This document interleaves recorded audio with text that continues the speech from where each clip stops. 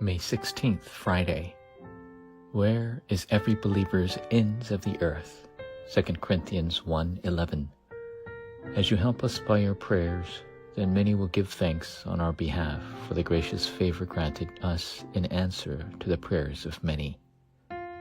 The reason why the churches are closing their doors is because the life movement isn't taking place. The fact that the evangelism movement isn't taking place signifies that the gospel movement isn't taking place as well.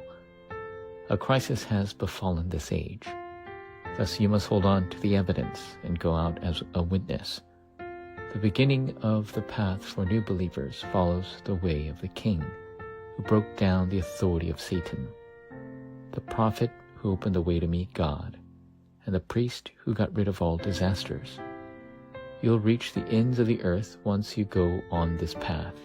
The ends of the earth for the church officers refers to the path chosen by Jethro, Rahab, Hannah, Jesse, Obadiah, the people of Babylon, and the figures of Romans 16. The ends of the earth for the remnants signify going out as field missionaries, specialized missionaries, and pastoral missionaries. Number 1, messenger. When you meet with new believers, if you merely teach them methods to meet pleasant people and follow beneficial paths, you'll eventually lead them to ruin. You must instead teach them how to raise the partisan in their hearts.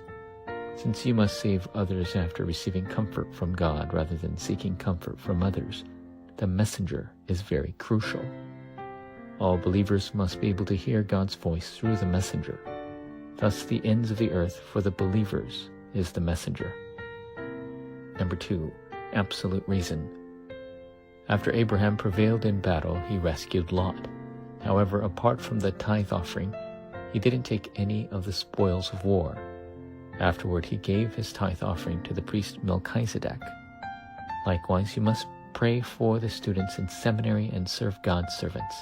This is the absolute reason. At the same time, you must prepare to raise the renowned individuals from the 5,000 tribes and firmly establish the 3 courtyards in the church and the fields.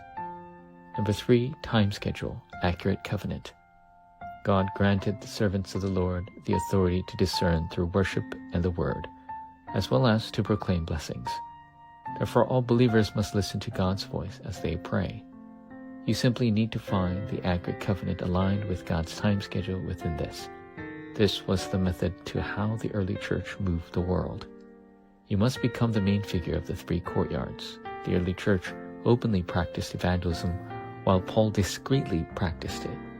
You must carry out the gospel movement in the 237 nations with these 3 things. Covenantal prayer. Dear God, may I hold on to your accurate covenant today and discover your absolute reason as I go to church.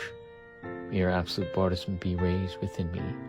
May I go on the journey of your throne, save others, and raise the guideposts that raise true revival. In Jesus Christ's name I pray. Amen.